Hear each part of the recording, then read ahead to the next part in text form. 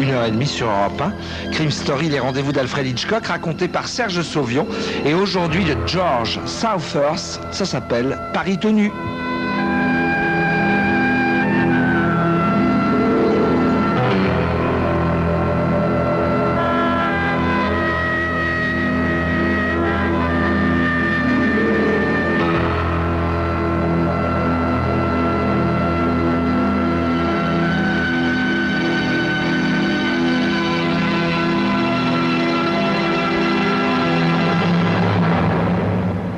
Je m'agenouille sur la berge le long du petit torrent pour nettoyer les truites prises dans la journée. C'est drôle, comme le poisson qu'on n'a pas pris soi-même sent mauvais. Un éclat de rire me parvient de la cabane sur la colline. C'est le rire de mon oncle Ben, un rire puissant et riche, comme mon oncle Ben lui-même. Ben et son copain Max jouent au poker à 30 $ la partie. Ils manipulent l'argent exactement comme si c'était du papier ordinaire.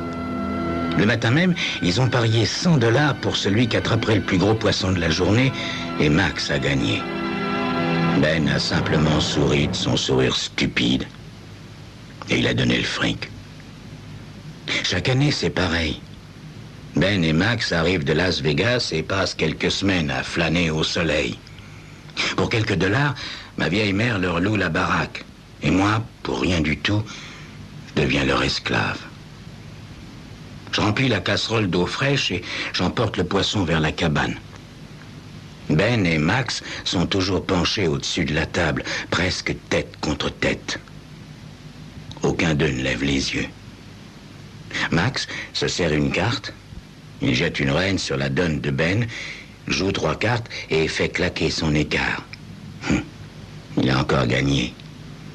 Ben sort de sa poche 3 billets de 10 $ tout froissés et les lui tend sans rien dire.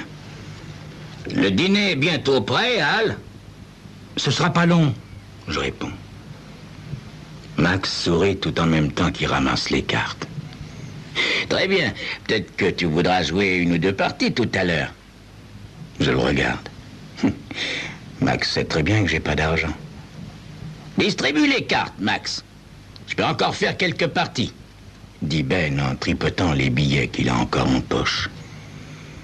J'ai jamais vu quelqu'un qui soit aussi impatient de perdre son argent, dit Max en soufflant un noyau d'olive dans le cendrier. Allez, donne.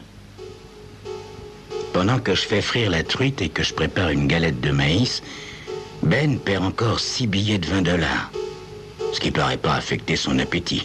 Il dévore comme s'il avait rien mangé depuis 15 jours. Il parle de tout, de l'argent qu'ils ont gagné, de toutes les femmes qu'ils ont connues. Tout ça à m'en rendre malade. Ils ont été dans des coins où jamais je n'aurais la possibilité d'aller, et ils ont fait des choses que jamais je pourrais faire. Et pour tout ça, je les hais.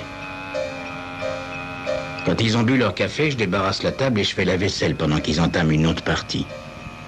Cette fois, les cartes sont favorables à Ben. Il regagne tout ce qu'il a perdu, et Max perd plus de 150 $. Je le regarde un moment tandis qu'il se passe le fric, et je voudrais que tout cet argent les étouffe.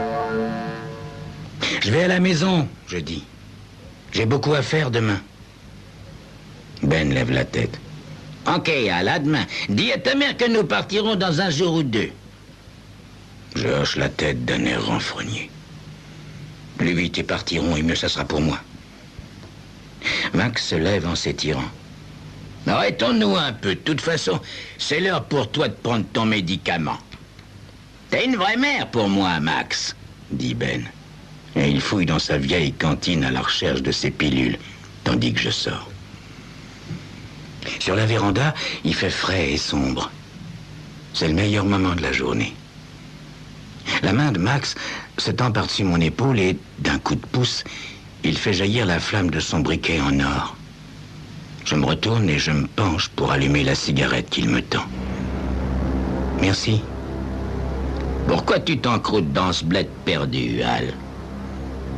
Je vis ici et j'y vivrai probablement toujours. T'as pas envie d'aller vivre ailleurs? Tiens, à Las Vegas, par exemple. Oui, j'y ai déjà pensé. Danser ne coûte rien. Un type épatant comme toi peut faire son trou partout, voyons. Oui, peut-être. Certainement. Max se penche vers moi. Pense à Las Vegas, avec, disons, une vingtaine de billets de $1000 dans ta poche. Tout ce dont tu as manqué, petit. L'agneau, les femmes. Où veux-tu en venir, Max? Il me regarde longuement sans rien dire. Écoute-moi bien, petit gars, si jamais tu dis un mot de tout ça, je te ridiculiserai sur le champ. Tu me crois pas? Alors écoute, parle ou tais-toi, je suis trop fatigué pour écouter un tas de boniments. Ok, petit, ok. Je veux simplement te faire comprendre que je parle affaires. Eh ben, très bien, parlons affaires. Il jette un rapide coup d'œil en direction de la cabane. Je vais t'expliquer clairement la chose, mon petit gars. Je donnerais volontiers $20 000 pour que ton oncle Ben n'existe plus. Je réponds rien, mais je fronce les sourcils. Ah, pourquoi tu prends un air choqué, petit? Allons, avoue que tu peux pas le souffrir, hein? Tu le hais, et moi aussi. Ben, il se peut que je l'aime pas, je dis, mais c'est pas une raison pour le tuer. Il y a des milliers de raisons. Par ailleurs, j'ai pas parlé de le tuer. Tu sais combien le cœur de Ben est en mauvais état. Une nouvelle attaque et... Réfléchis, Al, réfléchis. Et dis-moi après ce que t'en penses. Je reste un moment avant de pouvoir bouger. Puis je me couche dans ma chambre où il fait beaucoup trop chaud pour dormir. Je ne cesse de penser à tout ça en me tournant et me retournant dans mon lit trempé de sueur jusqu'à ce qu'il soit l'heure de me lever. Je pense à tout ce que je pourrais faire avec $20 000. Plus de soucis avec la vieille camionnette. Je pourrais faire réparer le toit et prendre quelqu'un pour rafistoler la clôture. Le jour se lève. Il est temps que je me mette en route vers le nord. Il doit être un peu plus de midi quand je vois la chose tapie à l'ombre d'un rocher. Un serpent à sonnette enroulé comme un puissant ressort. La hideuse masse frémissante gît là, prête à lancer son venin sur tout ce qui viendrait à sa portée. Je m'empare d'un gros rocher, je le brandis, prêt à écraser le monstre. Le temps paraît s'arrêter. Je me tiens là, serrant la lourde pierre brûlante. La sueur me coule dans les yeux et cependant un frisson glacé me parcourt. La brusque pensée des $20 000 me revient à l'esprit. Et je laisse tomber la pierre. Je fonce à la camionnette. Dans une véritable course à la mort, je prends une nasse et une petite pelle. Le serpent à sonnette s'enfuit vers une crevasse. Je le frappe avec la pelle. Il se tord sur lui-même et attaque. Sa tête cogne la pelle avec un bang sonore. Je le maintiens sur le sol avant qu'il ne puisse s'enrouler de nouveau. Sa queue vibre furieusement quand je mets le pied sur la tête. La créature se débat sauvagement et dégage une odeur de pommes pourries. Je peux sentir à travers la semelle usée de ma botte se tortiller l'horrible bête. Je me baisse et l'attrape derrière la tête. Son corps s'enroule autour de mon bras et j'hésite à abandonner. Mes mains sont moites et le serpent vigoureux. Je sais que je ne pourrai pas le tenir longtemps. Libérer mon bras de cette créature est difficile, mais le faire tomber dans le sac est encore plus pénible. Je tords l'ouverture et je noue rapidement le sac. Je tombe à genoux sur le sable. Ma chemise est trempée. Je m'assois épuisé et j'attends que mes mains arrêtent de trembler. Le sac finalement cesse de bourdonner et ce n'est que par instant que je peux voir la chose remuer à l'intérieur. Je reste assis là, à la contempler, me demandant si je vais pouvoir achever cette besogne. Je n'aime pas Ben, c'est vrai, mais c'est un être humain, avec des sentiments humains, et c'est mon oncle. Je laisse tomber le sac à l'arrière de la camionnette. La cabane paraît vide quand mon vieux camion s'engage en cahotant dans la montée du chemin. La porte d'entrée est ouverte. Il n'y a personne en vue. Je coupe le moteur et j'approche doucement de la véranda en roue libre. La voix de Ben s'élève de la crique, puis j'entends Max lui répondre. Sans doute qu'ils font un nouveau pari. J'ouvre la moustiquaire et entre, tenant le sac le plus éloigné possible de mes jambes. Puisque je suis décidé à aller jusqu'au bout, autant le faire convenablement. Il faut mettre la chose dans un endroit où oncle Ben tombera forcément dessus. Je ne peux pas me permettre que quelque chose arrive à Max. Enfin, du moins, pas encore. Tout est en désordre. Je regarde lentement autour de moi. Les assiettes du petit déjeuner encombrent la table et les lits sont défaits. Je trouve enfin ce qu'il me faut. La cantine de l'oncle Ben. Je soulève le loquet et ouvre sans bruit le couvercle bosselé. À l'intérieur, il y a des vêtements, une demi-douzaine de paquets de cartes neufs et 3 boîtes de pilules. Il faut que ce soit là. Je sens de nouveau le tremblement m'envahir quand je défais avec précaution le nœud du sac et je surveille le lent glissement du serpent à l'intérieur de la cantine. Je fais claquer le couvercle. Une grosse goutte de sueur roule de mon front sur le coffre métallique comme une pluie d'été tombant sur le toit d'une grange. La tête me tourne. Je lutte pour reprendre mon sang-froid.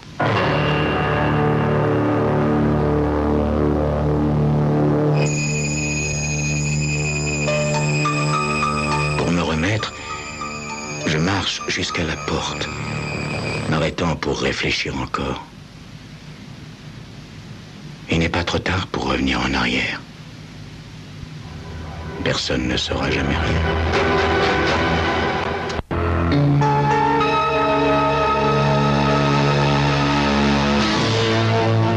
Je sors, laissant la moustiquaire se refermer derrière moi. Le petit sentier qui mène à la crique serpente à travers les arbres. Brusquement, je les vois tous les deux dans l'eau jusqu'aux hanches. Leur canne à pêche fouette l'air. Ben fait un beau lancer. Il m'aperçoit et me fait signe de le rejoindre. Max s'avance vers moi en pataugeant. « Salut, Al !»« Je voudrais une cigarette, » je dis. Il m'en offre une et me tend son briquet. Je l'allume et je reste près de lui sur la berge, faisant tourner le métal brillant entre mes doigts. Max fouille dans son matériel de pêche à la recherche d'une nouvelle mouche. « Alors, Al, t'as pensé à notre petite conversation d'hier soir ?»« Oui. J'ai pas mal réfléchi. »« Et alors ?» Je fais un signe d'assentiment tout en lui rendant son briquet. « Tu veux dire que tu le feras ?»« Pas pour 20 000 $.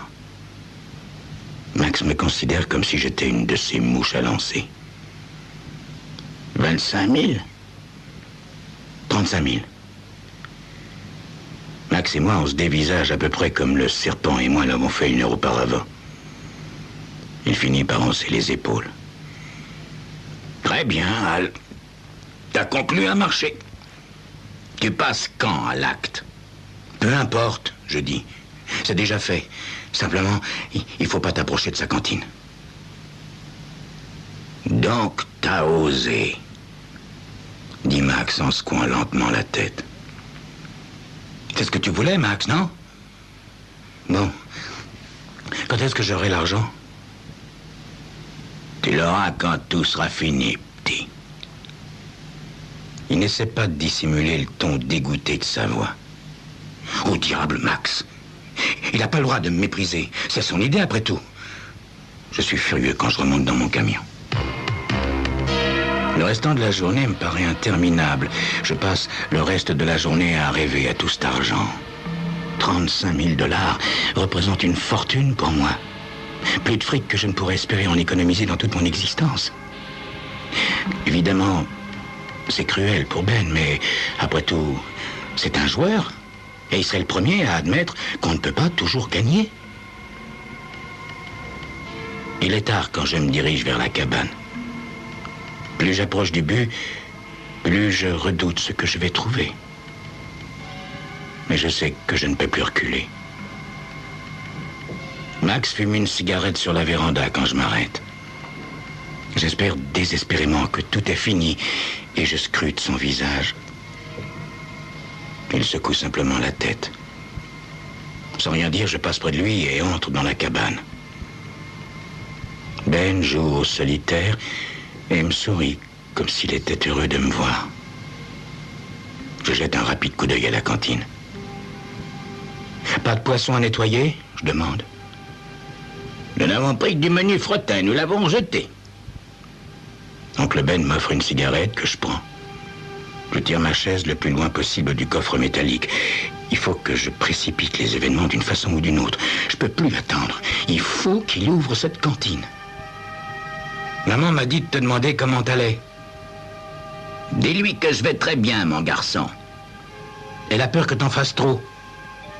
Souviens-toi que tu dois faire attention à ton cœur. Ben pose machinalement sa main sur sa poitrine. Il me regarde avec tristesse. Al, mon petit gars, nous n'avons jamais été très proches l'un de l'autre, toi et moi, et je l'ai toujours regretté. J'aimerais pourtant que nous nous connaissions mieux. Il se penche et tire le coffre devant sa chaise. Je me raidis sur mon siège en me demandant s'il peut entendre cette chose à l'intérieur. Il n'y a pas le moindre son. Je me force à attendre. Tandis qu'il se penche vers la serrure, ma bouche est sèche. Ben! J'ai parlé beaucoup trop fort. Il se raidit et me regarde d'un air étrange. Non, non, rien. Rien. J'avais pas l'intention de crier comme ça. Tu travailles trop dur, mon petit gars. Tu devrais te reposer un peu. Nerveusement, je change de position sur ma chaise. Max me lance un petit sourire méprisant qui me fait le haïr 1000 fois plus que je hais Ben. Tu n'as jamais vu quelqu'un de si nerveux, dit Ben. Qu'est-ce qui ne va pas ce soir, mon petit Al? Max ricane. Peut-être qu'il a trop travaillé. Pourquoi tu la boucles pas, toi? On t'a rien demandé. Il se contente de me sourire à nouveau. Je suis désolé. Je tortille mon chapeau dans mes mains. Je suis fatigué. Je m'excuse pour la façon dont je me suis conduit ce soir. T'as pas besoin de t'excuser, petit. Nous avons tous nos moments d'humeur. Max tend son poignet vers Ben, lui montrant sa montre. Ce serait pas l'heure de tes pilules, Ben? Ben a un petit rire. Tu n'oublies jamais, pas vrai? Max me regarde. Non, je n'oublie jamais. Je me tiens en face de Ben quand la serrure cliquette. Le couvercle se lève lentement. J'observe le visage de Ben. Il ne change même pas d'expression. Il prend calmement ses pilules, les lance dans sa bouche et referme le couvercle. Mon Dieu, le serpent s'est échappé, c'est sûr. Il est en liberté dans la cabane. Mon regard cherche frénétiquement sous la table, sous les chaises, se pose derrière le coffre à bois. Mais comment a-t-il pu s'échapper? Je me sens glacé alors que l'air nocturne transperce mes vêtements trempés de sueur. J'ouvre la portière du camion. J'entends trop tard l'infernale sonnette du serpent. Une odeur fruitée a envahi l'intérieur obscur du camion. Un corps lourd rampe à travers le siège usé. Mon propre hurlement résonne dans mes oreilles quand les crochets à venin se plantent dans mon bras droit. Épouvanté, je sors du camion en courant, trébuchant de panique. Je parviens sans savoir comment à revenir à la cabane. Je déchire la manche de ma veste aussi facilement que si c'était du papier de soie. Mon bras enfle terriblement jusqu'au coude. Une morsure de serpent! J'attrape Ben par sa chemise et le secoue. Je ne parviens pas à lui faire comprendre. Une morsure de serpent! Ben, d'un coup en pleine figure, me repousse violemment. Je m'écrase contre le mur, faisant vibrer les fenêtres. Mon bras me fait toujours plus souffrir. Il dit doucement, « Petite ordure ». Son poing jaillit et je heurte une fois encore le mur. Petite ordure, je viens de perdre $5000 sur toi, Al. Il m'envoie encore son poing dans la figure. Ben, je t'en supplie, aide-moi. Max m'avait parié qu'il pouvait te faire une saloperie, comme ça, pour de l'argent. Le fils de ma propre sœur. Ben savait tout. Il m'aidera pas. Je fonce vers la porte et m'arrête dans un sursaut. Max joue avec les clés du camion. S'il te plaît, Max. Max se retourne. Je vais te dire, Ben. Je te donne une chance de rentrer dans ton argent. Ah oui, comment? Ben ne me quitte pas des yeux. C'est un garçon en pleine santé, dit Max. Mais à la façon dont il a peur, je parie à 5 contre 3 qu'il ne tiendra pas jusqu'au matin. Ben m'observe toujours en cherchant son portefeuille. Pari tenu, dit mon oncle Ben.